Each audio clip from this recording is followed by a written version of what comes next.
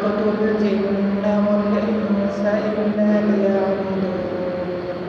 وقال تعالى: وما أمروا إلا ليعبدوا الله مخلصين له الدين.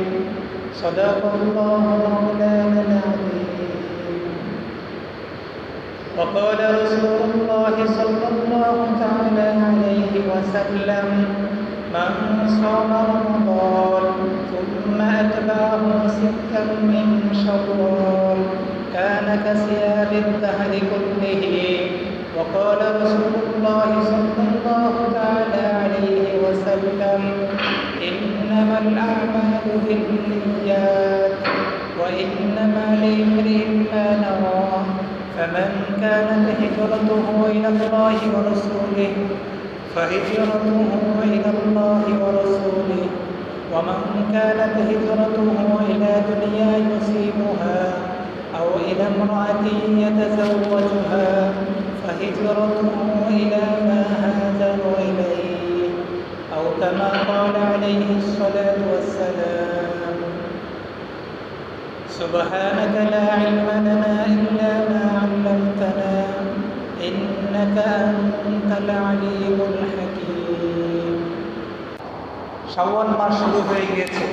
শাওয়াল মাসের প্রথম জুমা আজকে হলো শাওয়ালের 5 তারিখ। হাদিসের মধ্যে এসেছে রাসূলুল্লাহ সাল্লাল্লাহু আলাইহি ওয়াসাল্লাম বলেছেন: মান সামা রমাদান, যে ব্যক্তি রমজান মাসের রোজা রাখলো। মাহে রমজান আমাদের থেকে মাত্র সবেমাত্র গত হয়ে গিয়েছে। রমজান মাস রহমত, বরকত, নাজাতের মাস ছিল। এই মাস তিলাওয়াতের মাস ছিল। এই মাস কোরআন নাযিলের মাস ছিল। এই মাস জিকির আজকারের মাস ছিল। এই মাস ছিল তাকওয়া অর্জনের মাস। একজন বান্দা আল্লাহর কাছে যাওয়া, আল্লাহর নৈকট্যশীল হওয়ার মাস ছিল। এই মাস আমাদের থেকে বিদায় হয়ে গিয়েছে।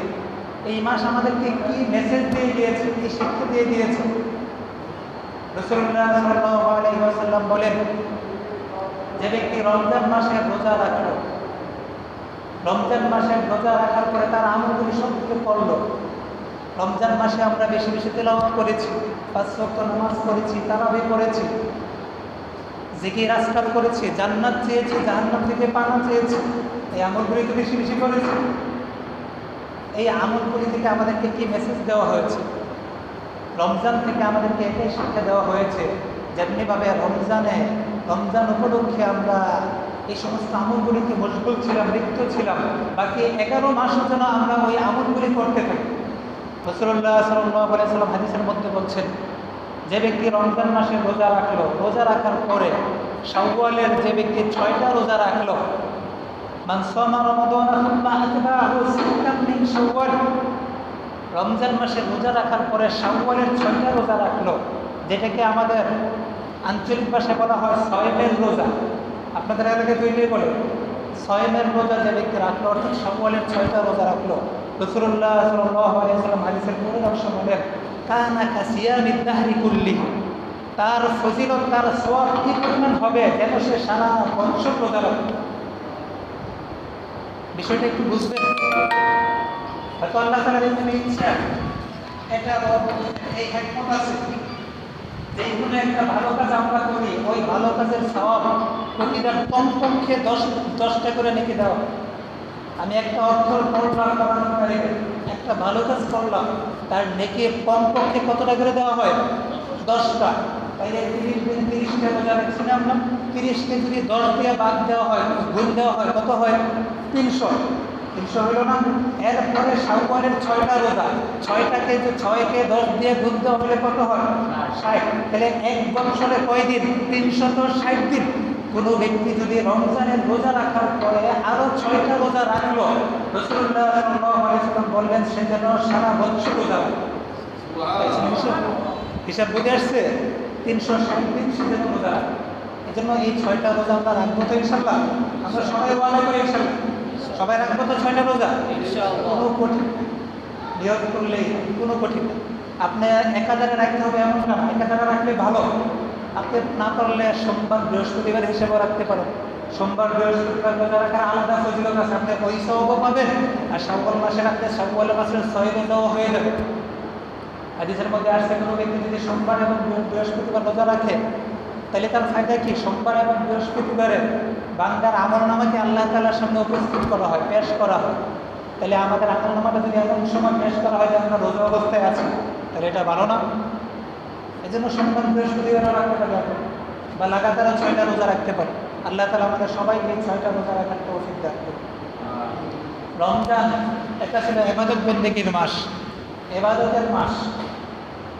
আল্লাহ পাক রব্বুল আলামিন, আমি খুতবার মধ্যে আয়াতটা পড়েছি, পবিত্র কোরআনুল কারীমের মধ্যে বলেছেন, ওমা খালাকতুল জিন্না ওয়াল ইনসা ইল্লা লিয়াবুদুন, আমি জিন এবং মানব জাতিকে একটা উদ্দেশ্যে সৃষ্টি করেছি, সেই উদ্দেশ্যটা হলো তারা আমার ইবাদত করবে। বিষয়গুলি লক্ষ্য করবেন, আমরা যেই কাজই করি কাজের পিছনে একটা উদ্দেশ্য নিহিত থাকে। আপনি দোকানদারি করেন, দোকানদারির পিছনে একটা উদ্দেশ্য আছে। একজনে ইমামতি করে, ইমামতি করার পিছনে একটা উদ্দেশ্য আছে। একজনে রিক্সা চালায়, রিক্সা চালানোর পিছনে একটা উদ্দেশ্য থাকে যে সে তার বাল বাচ্চারা ভালোভাবে খাবে। সবগুলি কাজের পিছনে একটা কি থাকে? উদ্দেশ্য থাকে। তো আল্লাহ পাক যে আমাদেরকে সৃষ্টি করেছেন উদ্দেশ্য ছাড়া, সেই উদ্দেশ্যটা কি? ওমা খালাকতুল জিন্না ওয়াল ইনসা ইল্লা লিয়াবুদুন, একমাত্র উদ্দেশ্য হলো তারা আমার ইবাদত করবে। আমরা আল্লাহ তাআলার দাসত্ব করব, দাসত্ব বর্ণনা করব, গোলামি করব, ইবাদত করব। এই কথাটা আমরা সবাই বুঝি যে আল্লাহ আমাদেরকে ইবাদতের জন্য বানাইছেন। এই স্লোগান আমরা সবাই দেই, কিন্তু ইবাদত করার জন্য আমরা প্রস্তুতি নেই না। ইবাদত করার জন্য যেভাবে নিজেদেরকে তৈরি করা উচিত, যেভাবে নিজেদেরকে গঠন করা উচিত, যেভাবে মন লাগিয়ে ইবাদত করা উচিত, সেভাবে আমরা করি না। আমরা ইবাদত করতে কেবল বুঝি 5 ওয়াক্ত নামাজ, ইবাদত করতে বুঝি রমজান মাসে রোজা রাখা, ইবাদত করতে বুঝি হজ করা, ইবাদত করতে বুঝি যাকাত দেওয়া। এগুলি আমরা ইবাদত বুঝি। শুধু এগুলির ইবাদত না, আরও ইবাদত আছে। এগুলি ইবাদত, ইবাদতের গণ্ডি, ইবাদতের সীমা, ইবাদতের হুদুদ, সীমারেখা আমরা সংক্ষিপ্ত করে ফেলেছি। আসলে ইবাদতের সীমারেখা অনেক বিস্তৃত, অনেক দীর্ঘ। আমাদের খাওয়া দাওয়া, আমাদের চলাফেরা, আমাদের ঘুম, আমাদের বাথরুমে আসা যাওয়া, আমাদের বিবাহ শাদী, আমাদের কারবার, আমাদের ব্যবসা বাণিজ্য, আমাদের জমিতে চাষাবাদ করা, এই সবগুলি ইবাদতের অন্তর্ভুক্ত। এই সবগুলি ইবাদত। এমনকি একজন মানুষ এক কথায় যদি আমি বলতে চাই ইবাদত, ইবাদত কাকে বলে এক কথায় যদি বলতে চাই, এক কথায় ইবাদত বলা হয় আল্লাহ পাক রব্বুল আলামিনের যত আদিষ্ট বিষয় আছে সবগুলিকে পালন করা, আর আল্লাহ পাকের যত নিষিদ্ধ বিষয় আছে সবগুলি থেকে বিরত থাকা, এর নাম হলো ইবাদত। এক কথায়, এক কথায় ইবাদত কাকে বলে? আরবিতে বলা হয় আমর বিল মারুফকে করা, নাহি আনিল মুনকার থেকে বেঁচে থাকা। এটার বাংলা অর্থ হলো আল্লাহ তাআলার আদিষ্ট বিষয়গুলিকে করা, আল্লাহ তাআলার নিষিদ্ধ বিষয়গুলি থেকে বিরত থাকা। এর নাম হলো কি? ইবাদত। এর মধ্যে সব আছে। একজন মানুষ সে প্রাপ্তবয়স্ক হওয়া থেকে নিয়ে তার মৌত পর্যন্ত নানা সময়ে নানা ইবাদত করে কিনা? বালেগ হওয়া থেকে নিয়ে মৃত্যু পর্যন্ত তার উপর নামাজ ফরজ না? যদি সামর্থ্য থাকে হজ ফরজ না? সামর্থ্য থাকলে যাকাত দেওয়া ফরজ না? রোজা, রমজানের রোজা ফরজ না তার উপর? তাই এই জন্য বালেগ হওয়া থেকে নিয়ে মৌত পর্যন্ত কিছু ইবাদত আসলে আবশ্যিক ইবাদত, ফরজ ইবাদত, সেগুলি তার করতেই হবে। কিন্তু প্রকৃতপক্ষে একটা বাচ্চা সে যেই দিন থেকে ভূমিষ্ঠ হয়, যেদিনই থেকে মায়ের গর্ভ থেকে আসে, ওই দিন থেকে আল্লাহর ইবাদত চালু হয়ে যায়। একটু বুঝবেন বিষয়টা, আমার আলোচনা বুঝতে হবে, মনোযোগ থাকতে হবে, না কিন্তু বুঝবেন না। আছে তো সবাই আমার সাথে আছেন তো ইনশাল্লাহ? একজন বাচ্চা সে যখন মায়ের পেট থেকে ভূমিষ্ঠ হয়, ভূমিষ্ঠ হওয়ার সাথে সাথে তার আল্লাহর ইবাদত চালু হয়ে যায়। কিভাবে? বাচ্চাটা যখন ভূমিষ্ঠ হয় তখন পিতামাতার কর্তব্য হলো তার জন্য একটা ভালো নাম রাখা। কর্তব্য কিনা? এটা শুধু কর্তব্য না, এটা ইবাদত। পিতামাতার জন্য এটা ভালো নাম রাখাটা একটা কি? ইবাদত। এমনিভাবে তার দায়িত্ব হলো, পিতামাতার কর্তব্য হলো তাকে আদব শিক্ষা দেওয়া, ডান কানে আজান দেওয়া, বাম কানে ইকামত দেওয়া, তাকে আখলাক শিক্ষা দেওয়া, আল্লাহকে চিনানো, আল্লাহর একত্ববাদ তাওহীদ শিক্ষা দেওয়া। এগুলি শিক্ষা দেওয়া কার দায়িত্ব? পিতামাতার দায়িত্ব। পিতামাতা যে এই কাজগুলি করে এটা তার জন্য কি একটা ইবাদত। মার দায়িত্ব হলো ওই বাচ্চাকে দুধ পান করানো, ওই বাচ্চাকে লালন পালন করা, দেখে শুনে রাখা, এই প্রত্যেকটা দুধের লোকমায় লোকমায় প্রত্যেকবার যে সে তাকে দেখাশোনা করে এইগুলির বিনিময়ে তার কি হচ্ছে, সওয়াব হচ্ছে। কি হচ্ছে? এগুলি ইবাদত। ইবাদতের গণ্ডিটা আমি একটু বোঝানোর চেষ্টা করতেছি আপনাদেরকে। ইবাদতটা আসলে সীমিত না, ইবাদতের গণ্ডি অনেক বিস্তৃত, যেটা বলে শেষ করা যাবে না। একটু চার্জ দিতেছে বিভিন্ন দিকে। শুধু তাই না, আমরা যে স্বামী স্ত্রী যারা, তারা বুঝবে বিষয়টা। একজন স্বামী তার স্ত্রীর মুখে একটা লোকমা উঠিয়ে দেওয়া, এটাও ইবাদত। এটাও কি ইবাদত? তাইলে বোঝা গেল মানুষ যা করে, জন্ম থেকে মৃত্যু পর্যন্ত যা করে সবই কি ইবাদত। ইবাদত হওয়ার জন্য কিছু শর্ত আছে, শর্তগুলি আমি বলবো একটু করে। হাদিসের মধ্যে এসেছে, সালমান ফার্সি রাদিয়াল্লাহু তাআলা আনহুর নাম শুনছেন না আপনারা? অনেক জলিলুল কদর সাহাবী ছিলেন। সালমান ফার্সি রাদিয়াল্লাহু তাআলা আনহুকে কাফেররা কটাক্ষ করে, ব্যঙ্গ করে বলতে লাগলো। কাফেররা সালমান ফার্সি রাদিয়াল্লাহু তাআলা আনহুকে বললেন, قد علمكم نبيكم صلى الله عليه وسلم كل شيء حتى القراءة, যে তোমাদের নবী সে তো এমন, তোমরা সবই শেখায়। এটাও শেখায় যে কেমনে বাথরুম করতে হবে, এটাও শেখায়। এটাকে কোনো শেখানোর বিষয় হলো? তারা ঠাট্টার ছলে এই কথাটা বলেছে। তখন সালমান ফার্সি রাদিয়াল্লাহু তাআলা আনহু গর্ব করে বললেন, হ্যাঁ, এটাই আমাদের নবী। আমাদের নবী বড় বিষয় শেখান, ছোট বিষয় শেখান, কিভাবে বাথরুম করতে হবে এটাও শেখান। আজাল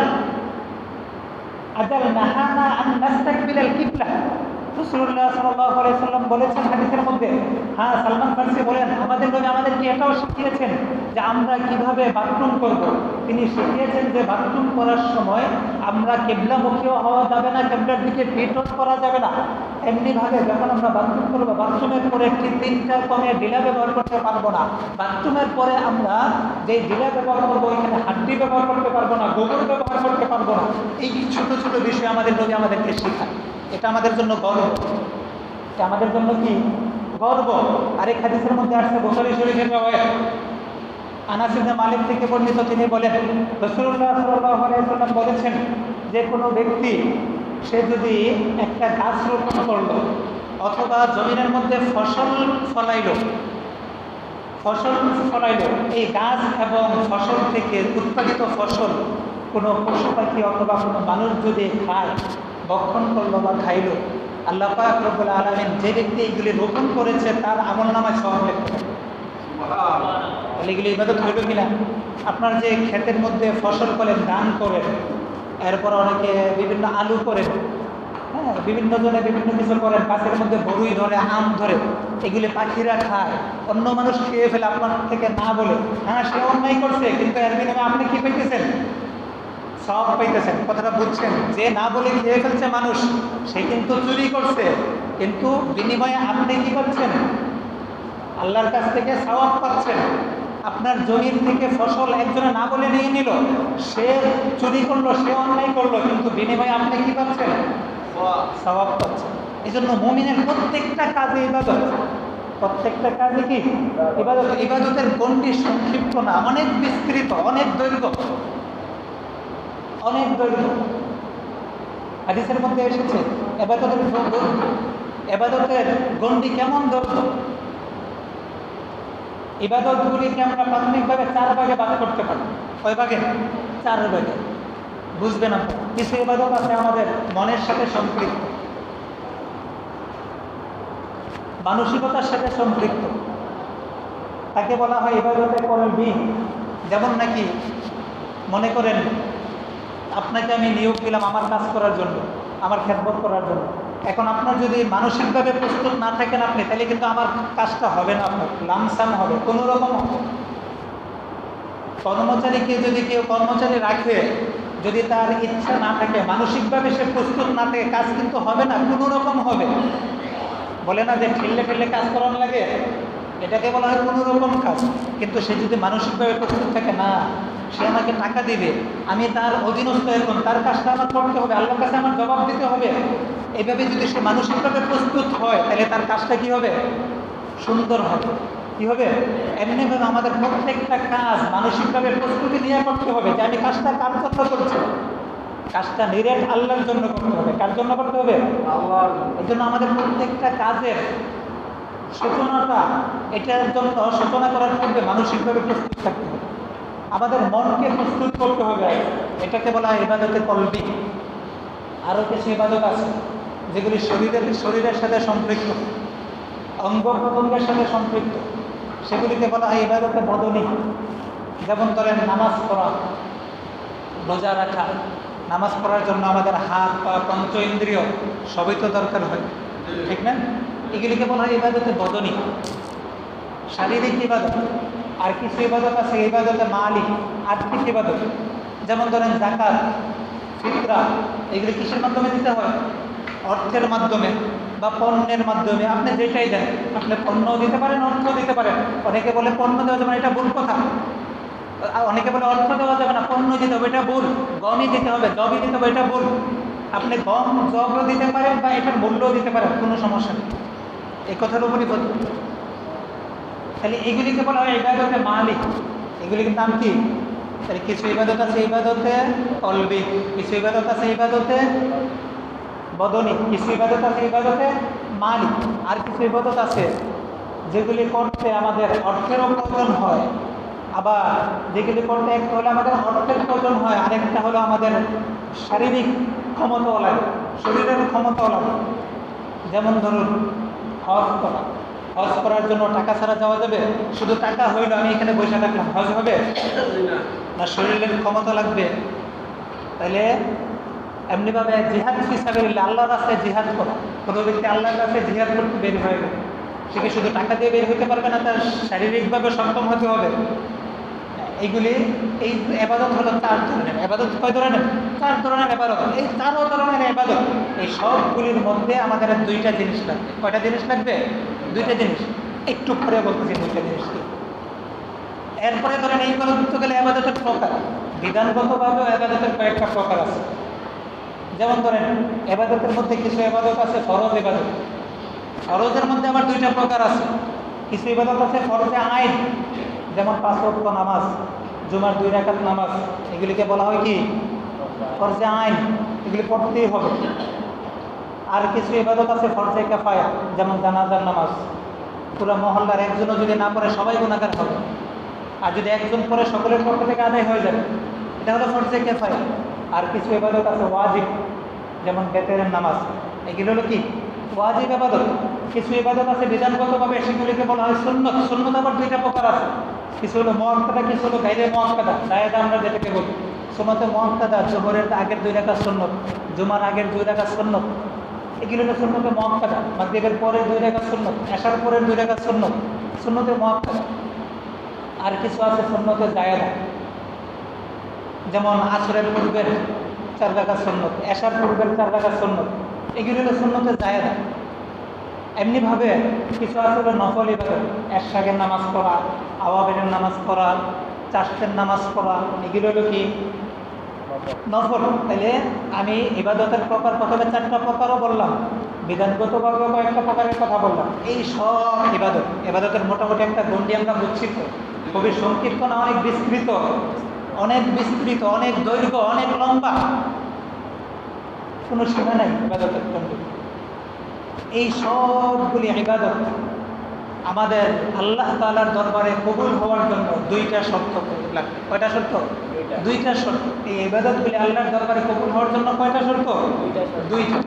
একবারে সহজ এক কথায় আমরা যদি বলি, প্রথম শর্ত হলো ইখলাস থাকা, দ্বিতীয় শর্ত হলো রাসূলের তরিকা অনুযায়ী হওয়া। সহজ কথায় বুঝছেন? ইবাদতের যত প্রকার আছে, যত সাইড আছে, সবগুলি আল্লাহ তাআলার দরবারে কবুল হওয়ার জন্য কয়টা শর্ত প্রয়োজন? 2টা। 1 নম্বর কি থাকতে হবে? ইখলাস। ইখলাস কি জিনিস এটা বুঝতে হবে। ইখলাস নাকি খেয়াল করবেন, হাদিসের মধ্যে আসছে আল্লাহ পাক রব্বুল আলামিন পবিত্র কোরআনুল কারীমের মধ্যে বলেন, ওমা উমিরু ইল্লা লিয়াবুদুল্লাহ মুখলিসিনা লাহুদ্দিন।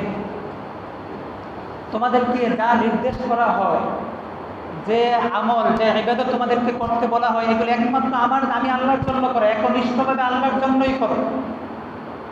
রাসূলুল্লাহ সাল্লাল্লাহু আলাইহি ওয়াসাল্লাম এবং সাহাবায়ে কেরাম যখন মক্কা থেকে হিজরত করে মদিনায় গিয়েছেন, তখন তাদের সাথে এক মহিলাও হিজরত করে গিয়েছে। ওই মহিলা হিজরত করে যাওয়ার পরে কিছুদিন পর ওই মহিলার এক প্রেমিক ছিল, কি ছিল? প্রেমিক। সে মক্কায় রয়ে গেছে। কিছুদিন পর ওই প্রেমিকও হিজরত করে গেছে কোথায়? মদিনা। তো এই অবস্থা সাহাবায়ে কেরাম যখন দেখতে পেরেছেন, অবলোকন করেছেন, তারা যখন দেখছেন তখন তাদের মধ্যে গুঞ্জন শুরু হয়ে গেল, সে তো আল্লাহ আল্লাহ রসুলের জন্য হিজরত করে নেয়, সে তো হিজরত করছে ওই নারীকে বিয়ে করার জন্য। কি করার জন্য? ওই নারীকে বিবাহ করার জন্য। ব্যাস এই কথা যখন রসুলের দরবারে গিয়ে রসুলের দরবারে পৌঁছেছে, তখন রাসূলুল্লাহ সাল্লাল্লাহু আলাইহি ওয়াসাল্লাম মসজিদের মিম্বরের মধ্যে আরোহণ করে তিনি ভাষণ দিয়েছেন। যে ভাষণটা বুখারী শরীফের প্রথমেই এসেছে, প্রথম হাদিস বুখারী।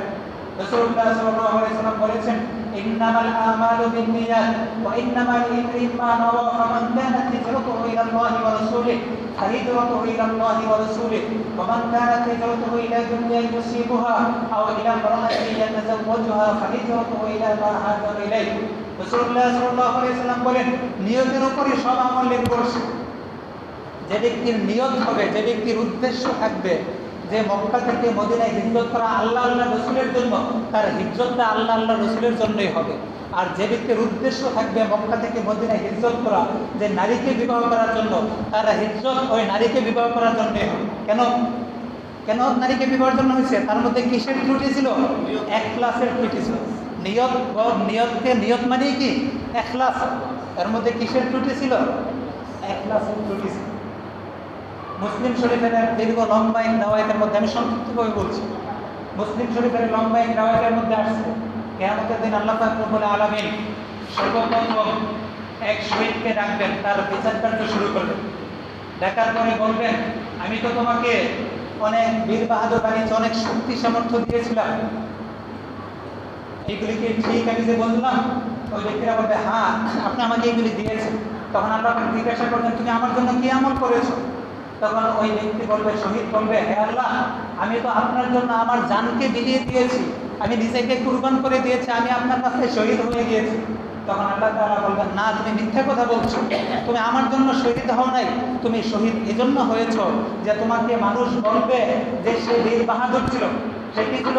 সে বীর বাহাদুর ছিল, এই যে আর তোমাকে এটা বলা হয়ে গিয়েছে দুনিয়াতে, কাজেই তুমি আমার জন্য শহীদ হও নাই, বিদায় তুমি জাহান্নামে চলে যাও। ওই ব্যক্তিকে টেনে হেসড়ে জাহান্নামে নিক্ষেপ করা হবে।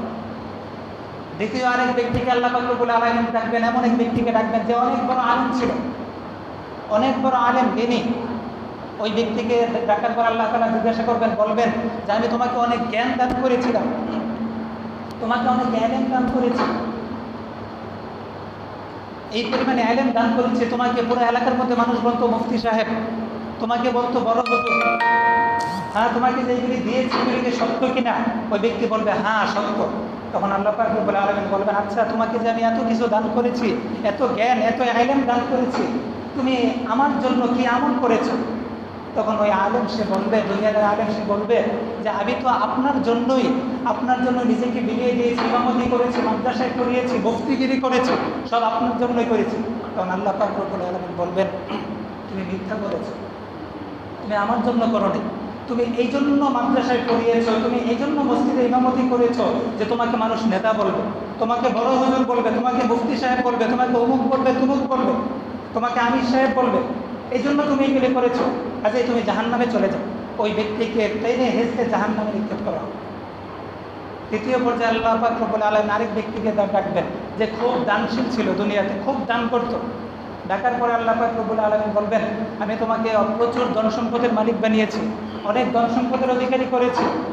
সে বলবে, হ্যাঁ আল্লাহ তাআলা, হ্যাঁ আপনি এগুলি দিয়েছেন। তখন আল্লাহ পাক রব্বুল আলামিন বলবেন যে তুমি আমার জন্য কি আমল করেছো? ওই ব্যক্তি বলবে, হে আল্লাহ, আমি দান করার এমন কোনো খাত নাই, সংক্ষিপ্ত করে বলছি, দান করার এমন কোনো খাত নাই যেখানে আমি খরচ করিনি, যেখানেই দান করার প্রয়োজন হয়েছে ওখানেই দান করেছি এবং নাম ফুটাইছি। আমি যত যত দানের খাত আছে সব জায়গায় আমি দান করেছি, রাস্তা করেছি, মসজিদ করেছি, মাদ্রাসা করেছি, সব কিছু আমি করে দিয়েছি। তখন আল্লাহ পাক রব্বুল, এইগুলি সব আমি আপনার জন্য করেছি। তখন আল্লাহ পাক রব্বুল আলামিন বলবেন, তুমি মিথ্যা বলছো, তুমি এগুলো আমার জন্য করো, তুমি এই জন্য করেছো, তোমাকে মানুষ দানবীর বলবে, তোমাকে মানুষ দানশীল বলবে, আর এগুলি তোমাকে দুনিয়াতে বলা হয়ে গিয়েছে, কাজেই তুমি জাহান্নামে চলে যাও। ওই ব্যক্তিকে টেনে হেসে জাহান্নামে নিক্ষেপ করা হবে। তো এই মুসলিম শরীফের এই ঘটনা থেকে আমরা কি বুঝতে পারলাম? এই তিন ধরনের ব্যক্তিকে জাহান্নামে নেওয়ার কারণটা কি? তাদের মাঝে কি ছিল না? ইখলাস ছিল। এই যে ইবাদতগুলি করলো, আমলগুলি করলো, আমলগুলি কবুল হয় নাই কেন আল্লাহর দরবারে? কেন জাহান্নামে যাবে? ইখলাস না থাকার কারণে। কি না থাকার কারণে? ইখলাস না থাকার কারণে।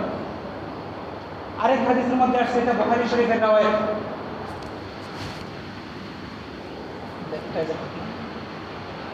বুখারী শরীফের রাওয়ায়াতের মধ্যে আসছে, বনী ইসরাইলের 3 ব্যক্তি সফরের মধ্যে বের হয়েছে। বের হওয়ার পরে সফর করতে করতে রাত হয়ে গিয়েছে। এখন তারা এক পাহাড়ের এক পাদদেশে আশ্রয় নিয়েছে, একটা গুহার মধ্যে আশ্রয় নিয়েছে যে রাত কাটানোর জন্য। যখন তারা ওই গুহার ভিতরে ঢুকেছে, কিছুক্ষণ পরে পাহাড় থেকে একটা পাথরখণ্ড পরে গড়িয়ে পড়ে ওই গুহার যে মুখটা ছিল, মুখের মধ্যে পড়ে ওই মুখ বন্ধ হয়ে গিয়েছে। এখন তো তারা পেরেশান, কীভাবে এখান থেকে বের হবে? তিনজনে পরামর্শ করলো কী করা যাবে। পরামর্শ করে এটাই সিদ্ধান্ত হইল যে প্রত্যেকের নেক আমলগুলি দিয়ে আল্লাহ তাআলা, নেক আমলের উসিলা দিয়ে আল্লাহ তাআলার কাছে দোয়া করবো আমরা। তো তাদের এক ব্যক্তি ইখলাসের কি ফজিলত, এই বিষয়টা এই হাদিস থেকে বোঝা যাবে। তো তাদের একজন, সে বলল, হে আল্লাহ, আপনি তো জানেন আমার পিতামাতা খুব বৃদ্ধ। তারা যখন বৃদ্ধ ছিল, তাদের বৃদ্ধ অবস্থায় আমি তাদের খুব সেবা যত্ন করেছি। এবং আপনি এটাও জানেন, তাদের বৃদ্ধ থাকা অবস্থায় আমি গরু পালতাম, গাভী পালতাম, গাভীকে লালন পালন করতাম। আমি সন্ধ্যাবেলায় গাভী দহন করে সর্বপ্রথম আমার পিতামাতাকে পান করাইতাম দুধ। পিতামাতাকে পান করানোর পরে আমার সন্তান সন্ততি, স্ত্রী পুত্রকে পান করাইতাম। এর আগে আমার সন্তান সন্ততিকে পান করাই নাই। কিন্তু ঘটনাক্রমে একদিন আমি ঘাস আনার জন্য এক জায়গায় গিয়েছি। যাওয়ার পরে এসে দেখি, দুধ নিয়ে এসে পিতামাতাকে খাওয়ানোর জন্য এসে দেখি আমার পিতামাতা ঘুমিয়ে গিয়েছে। এখন আমি তাদেরকে জাগ্রত করব, এটা আমার কাছে খারাপ লাগছে যে তারা কষ্ট পাবে। এজন্য আমি তাদেরকে জাগাই নাই। আমি দুধের পিয়ালা নিয়ে, দুধের বাটি নিয়ে, যেই জিনিসের মধ্যে দুধ ছিল ওইটা নিয়ে আমি দাঁড়িয়েছিলাম। এক পর্যায়ে তারা ঘুম থেকে উঠতেছে না, আর এদিক দিয়ে আমার সন্তান সন্ততিরা তারা আমার পায়ের নিচে আসতে কাঁপতেছে যেন তাদেরকে দুধ দিয়ে পান করার জন্য। এত সত্য আমি দেই নাই, আগে পিতামাতাকে পান করাবো, তারপরে দিব, এই উদ্দেশ্যে। পরক্ষণেই যখন ফজর হয়েছে, ফজরের সময় হয়েছে, আমার পিতামাতা জাগ্রত হয়েছে। জাগ্রত হওয়ার পরে তাদেরকে আগে দুধ পান করিয়েছি, পরে সন্তান সন্ততিদেরকে পান করিয়েছি। হে আল্লাহ, আমার এই কাজটা যদি আপনার উদ্দেশ্যে হয়ে থাকে, আপনার জন্য হয়ে থাকে, খালেস আপনার জন্য হয়ে থাকে, তাইলে আপনি এই পাথরটাকে সরাই দেন। সুবহানাল্লাহ বলতেন না? এই কথা বলার পরে ওই গুহার মুখের পাথরটা হালকা একটু সরছে, কিন্তু এখনো যাওয়া যাইতেছে না। এরপরে দ্বিতীয় ব্যক্তি বলল যে হে আল্লাহ, আমার এক ভাতিজি ছিল, চাচাতো বোন ছিল, ভাতিজি না, চাচাতো বোন ছিল। তাকে আমি খুব স্নেহ করতাম, সে আমার কাছে খুব প্রিয় ছিল। একজন পুরুষ একজন নারীকে যেই পরিমাণ ভালোবাসে, তার মধ্যে কোনো কমতি আমি তার ব্যাপারে করতাম না। তার ভালোবাসা আমার ভিতরে এত বেশি ছিল, এত গভীর ছিল। এক পর্যায়ে আমার ওই চাচাতো বোনকে, তার প্রতি আমি লালায়িত হয়ে, আকর্ষিত হয়ে আমার ওই চাচাতো বোনকে আমি কুপ্রস্তাব করলাম, তার সাথে মিলনের আকাঙ্ক্ষা পেশ করলাম, কিন্তু সে অস্বীকার করে দিয়েছে, আমি পারিনি। পরবর্তীতে কিছুদিন পরে আমার ওই চাচাতো বোন, সে অনেক অভাবের মধ্যে পড়েছে। অভাবে পড়ে সে আমার কাছে হাত পাচ্ছে, এসে আমার কাছে আসছে সাহায্যের জন্য। 120 দিনার দরকার তার। তখন আমি আমার চাচাতো বোনকে বললাম, হ্যাঁ, আমি 120 দিনার তোমাকে একটা শর্ত সাপেক্ষে দিতে পারি। আর সেই শর্তটা হলো, তুমি যদি আমার সাথে অনৈতিক কাজ করার জন্য, অনৈতিক কাজে লিপ্ত হওয়ার জন্য শর্তে রাজি হও, অর্থাৎ আমার সাথে যদি অবৈধ মেলামেশায় তুমি রাজি হও, তাইলে তোমাকে 120 দিনার দেব। ওই বেচারি, তার তো টাকার প্রয়োজন, তার তো দিনারের প্রয়োজন, সে রাজি হয়ে গিয়েছে। তো সে 120 দিনার তাকে দিয়েছে। দেওয়ার পরে ওই ব্যক্তিটা ওই চাচাতো বোনের সাথে এক পর্যায়ে একেবারে কাছাকাছি খলওয়াত হয়ে গেছে, অর্থাৎ একবারে কাছাকাছি তার সাথে জামা হবে, মিলন হবে। এমন মুহূর্তে ওই চাচাতো বোন বলতেছে যে হে আল্লাহর বান্দা, তুমি আল্লাহকে ভয় করো। এই কথা যখনই বলছে, ওই ব্যক্তির তার হুঁশ হয়ে গেছে, সে তাকে ছাইড়ে দিছে চাচাতো বোনকে, তার সাথে অবৈধ কর্মে লিপ্ত হয়। ওই ব্যক্তি বলতেছে, হে আল্লাহ, আমি যদি এই কাজটা একমাত্র আপনার জন্য করে থাকি, তাইলে এই পাথরটাকে এখান থেকে সরাবো। এরপরে ওই পাথরটা আরও একটু সরেছে, কিন্তু এখনো পর্যন্ত বের হওয়ার মতো কি হয় নাই, সরে নাই। এখন তৃতীয় ব্যক্তির পালা। তৃতীয় ব্যক্তি বলতেছে যে হে আল্লাহ, আমি তো দানশীল মানুষ, আমি অনেক ধনী মানুষ ছিলাম, আমার কাছে অনেক মজদুর থাকতো, শ্রমিক কাজ করত। যখনই যত শ্রমিকই আমার কাছে এসে কাজ করতো, প্রত্যেকের বেতন, প্রত্যেকের প্রত্যেকের যে ভাতা, দৈনিকের ভাতা, ওই ভাতাটা আমি সাথে সাথে দিয়ে দিতাম। ঘটনাক্রমে একদিন এক শ্রমিক সে ভাতা না নিয়ে চলে গেছে, তার যে বেতনটা সেটা না নিয়ে চলে গেছে। তা আমি ওই টাকাটা, তার ওই বেতনের টাকাটা ব্যবসার মধ্যে লাগাইছি। ব্যবসার মধ্যে লাগানোর পরে ব্যবসা বাড়তে বাড়তে বাড়তে বাড়তে এই পর্যায়ে পড়ছে যে ওই ব্যবসার টাকা দিয়ে অনেকগুলি ওট কিনেছি, অনেকগুলি বকরি, অনেকগুলি বেড়া কিনেছি। এই পর্যন্ত পড়ছে কার টাকা? ওই একজন শ্রমিকের একদিনের টাকা। এই পর্যন্ত পৌঁছার পরে ওই শ্রমিক আমার কাছে এসে বলতেছে যে আপনি আমার টাকা দেন, এখানে নিয়মও আছে, আপনি আমার কি দেন, টাকা দেন। তখন আমি তাকে বললাম যে এই সব ওট বকরি বেড়া সব তোমার। ওই শ্রমিক বলতেছে আপনি কি আমার সাথে ঠাট্টা করতেছেন?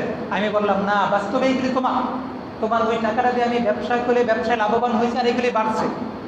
তো তখন এই সব আমি তাকে দিয়ে দিয়েছি। ওই ব্যক্তি বলতেছে হে আল্লাহ, আমি যদি এই কাজটা আপনার জন্য করে থাকি তাইলে এই পাথরটা যেন সরে যায়। এই কথা বলার পরে ওই পাথর পুরাটা সরে গেছে। সুবহানাল্লাহ। এরপরে তারা কি হয়েছে, বের হয়ে আসছে। আচ্ছা বলেন তো দেখি, এই তিনও ব্যক্তির ঘটনা থেকে আমরা কি বুঝতে পারলাম? তাদের এই পাথরটা সরছে কেন? তাদের মাঝে কি ছিল? এখলাস ছিল। কি ছিল? এখলাস, আল্লাহর জন্য ছিল কাজগুলি। এর আগের তিন ব্যক্তির ঘটনাতে কি বুঝলাম, কি ছিল না তাদের মাঝে? এখলাস ছিল না, বিদায় তারা জাহান্নামী হয়েছে। আর তারা এই বিপদ থেকে উদ্ধার হয়েছে কেন? তাদের মাঝে এখলাস ছিল, এই জন্য। তাহলে ইবাদত কবুল হওয়ার 1 নম্বর শর্ত কি থাকতে হবে? এখলাস থাকতে হবে। ইবাদত কবুল হওয়ার 2 নম্বর শর্ত, 2 নম্বর শর্ত হলো আমরা যে ইবাদতটা করছি ওই ইবাদতটা শরীয়তের যেই বিধানাবলী, শরীয়তের যেই নিয়ম, ওই নিয়মের আঙ্গিকে হতে হবে, শরীয়তের নীতিমালার আঙ্গিকে হতে হবে, যেটাকে আমরা এক কথায় বলি সুন্নাহ মতো হতে হবে, রসুলের সুন্নাত মতো হতে হবে। মনে করুন জুমার নামাজ ফরজ কয় রাকাত? 2 রাকাত না? জোহরের নামাজ ফরজ কয় রাকাত? 4 রাকাত। এখন এটা তো ভালো কাজ না? আমার ভিতরে খুব এখলাস আছে, এখলাসের সাথে আমি জোহরের নামাজটা পড়ছি, জুমার নামাজটা পড়ছি, হ্যাঁ ভালো কাজ, এখলাস দিয়ে। কিন্তু আমি 3 রাকাত পড়লাম জুমার নামাজ, জোহরের নামাজ 5 রাকাত পড়লাম, এখলাসে কিন্তু কোনো কমতি নেই। হবে? কেন হবে না? সুন্নত মতো হয় নাই। কেন হবে না? শরীয়তের নীতি মোতাবেক হয় নাই, শরীয়তের মূল নীতি অনুযায়ী হয় নাই। তারাবি নামাজ 20 রাকাত, তারাবি নামাজ কত রাকাত? 20 রাকাত। এটা কি সুন্নত? কিন্তু আমি 8 রাকাত পড়লাম। হবে? হবে না। এখানে অনেকে দলিল দেন সৌদি আরব 10 রাকাত পড়ে, সৌদি আরব 10 রাকাত পড়ে কিন্তু 8 রাকাত করে না। এটা বুঝতে হবে, হাদিসের মধ্যে 10 রাকাতের কথা আছে, 8 রাকাতের কথা আছে, 11 রাকাতের কথা আছে। আর নামাজটা সুন্নত নামাজ। নামাজটা কি নামাজ? সুন্নত নামাজ। তারা যদি 10 রাকাত পড়ে তারা কিন্তু 20 রাকাতকে কোনোদিন নিষেধ করে না। সমস্যা হলো ওইখানে যেখানে 20 রাকাতকে নিষেধ করে, আপনি 2 রাকাত পড়েন, আপনি না পড়েন, আপনি সুন্নতকে পড়লেন না, সুন্নত আমল করলেন না, সেটা এক বিষয়। কিন্তু আপনি যখন বললেন না 20 রাকাত পড়া যাবে না, সেটা আরেক বিষয়। বিষয়টা বুঝতে হবে। তারাবির নামাজ কয় রাকাত? 20 রাকাত। নামাজে হাত বাঁধতে হয় কোথায়? নাভির নিচে। এরপরে তাকবীরে তাহরিমার সময় হাত উঠাইতে হয় একবার কি পর্যন্ত? কানের লতি পর্যন্ত। এগুলি হলো সুন্নত, এইভাবেই করতে হবে। এর ব্যতিক্রম যারা করে এটা সুন্নত মতো না। আইম্মায়ে আরবা, ইমাম আবু হানিফার অনুসারী আমাদের বাংলাদেশের সব মানুষ। আবু হানিফাকে অনুসরণ করতে হবে, অন্য কোনো ইমামকে বাংলাদেশে অনুসরণ করা যাবে না। এটাকে বলা হয় তালফিক। ইফতার বড় একটা কিতাব উসুলুল ইফতা বলা হয়। আলহামদুলিল্লাহ আমরা 2 বছর ইফতা পড়ছি ঢাকা জামিয়া বাইতুন নূর মাদ্রাসা। তো ওইখানে একটা কিতাব আছে উসুলুল ইফতা, ওই কিতাবের মধ্যে আছে কোনো ব্যক্তি যদি এমন করে, প্রসঙ্গক্রমে আসলে বিষয়টা এর জন্য বলছে, প্রসঙ্গক্রমে কোনো ব্যক্তি যদি এমন করে এই ইমাম থেকে একটু নিল, ওই ইমাম থেকে একটু নিল, এটা তার জন্য জায়েজ না, এটা হারাম। কেউ যদি শাফি মাযহাবের অনুসারী, সে শাফিকে সব ক্ষেত্রে ফলো করবে। আহমদ ইবনে হাম্বলের অনুসারী হলে তাকেই সব ক্ষেত্রে ফলো করবে। ইমাম আবু হানিফার অনুসারী হলে তাকেই সব ক্ষেত্রে ফলো করতে হবে। একটু নিবে আবু হানিফা থেকে, আরেকটু নিবে শাফি থেকে, আরেকটা নিবে অমুক শাইখ থেকে, আরেকটা নিবে তুমুক শাইখ থেকে। এইগুলিকে বলা হয় তালফিক, এটা জায়েজ নেই, হারাম। তো যে বিষয়টা বলতেছিলাম যে আমাদের সুন্নাহ মতো আমাদের প্রত্যেকটা কাজ কি হইতে হবে? হতে হবে। প্রথম শর্ত হলে একলাস থাকতে হবে। দ্বিতীয় শর্ত কি?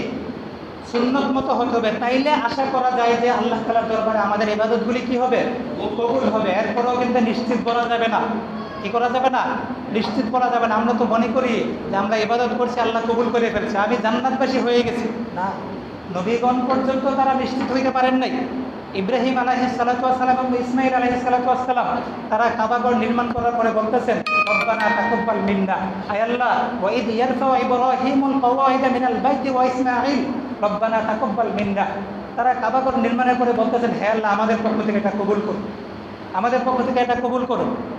নবী সাল্লাল্লাহু আলাইহি ওয়াসাল্লাম একটা কাজ করার পরে বলতেন, আল্লাহ, আমার পক্ষ থেকে এটা কবুল করুন। খলিফাতুল মুসলিমিন প্রথম খলিফা হযরত আবু বকর সিদ্দিক রাদিয়াল্লাহু তাআলা আনহু, তিনিও প্রত্যেক কাজ করার পরে আশঙ্কা থাকতো যে আল্লাহ কবুল করছে কি করছে না। কেমন আশঙ্কা থাকতো? দুই একটা মেসাল শোনেন, উদাহরণ শোনেন। হযরত আবু বকর সিদ্দিক রাদিয়াল্লাহু তাআলা আনহু যখন কোনো গাছকে দেখতেন, গাছকে দেখার পরে বলতেন যে যখন কোনো পাখি দেখতেন, পাখি দেখার পরে বলতেন যে হায় আফসোস, আমি যদি এই পাখির মতো হইতাম। এই পাখি কত সুন্দরভাবে এক গাছ থেকে আরেক গাছে উড়ে বেড়ায় এবং গাছের সুশীতল ছায়ার নিচে সে আশ্রয় গ্রহণ করে। আমি যদি এই পাখির মতো হইতাম, তাইলে তো আমার কোনো হিসাবও হইতো না, আমার কোনো বিচারও হইতো না। পাখির কোনো হিসাব বিচার আছে? কেন? তাদের ভিতরে আশঙ্কা ছিল আমার ইবাদত কবুল হয় কি হয় না। খলিফাতুল মুসলিমের প্রথম খলিফা ছিল যে আবু বকরের ব্যাপারে রাসূল সাল্লাল্লাহু আলাইহি ওয়াসাল্লাম বলছেন, তিনি আশারায়ে মুবাশশারের একজন, জান্নাতের সুসংবাদপ্রাপ্তদের একজন, এবং জান্নাতি যুবকদের কি হবেন? সর্দার হবেন আবু বকর। ওমর রাদিয়াল্লাহু তাআলা আনহু, আবু বকর রাদিয়াল্লাহু তাআলা আরেক ঘটনা আসছে। তিনি যখন একটা গাছকে দেখছেন, গাছটা দেখে বলতেছেন, আমি যদি গাছ হইতাম তাইলে কেটে ফেললে পরে শেষ হয়ে যেত। গাছের কোনো বিচার আছে? গাছের কোনো হিসাব আছে? তাহলে যদি তার মতো হইতাম, কেটে ফেললে শেষ হয়ে যেত। আমার তো হিসাব কিতাব দিতে হবে। হায় আল্লাহ জানে কবুল হলো কি হলো।